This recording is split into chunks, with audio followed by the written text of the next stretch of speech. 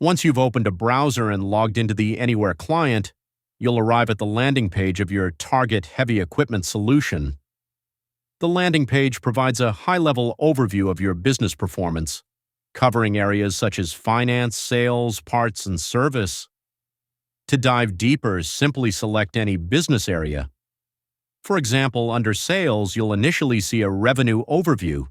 You can also explore additional documents like gross profit and gross profit by equipment.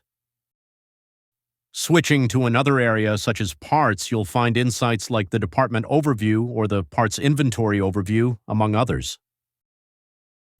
To return to the landing page at any time, click the Home icon.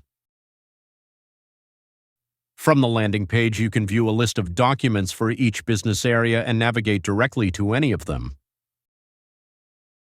Alternatively, use the Document Overview button in the upper right corner for a full list of available documents.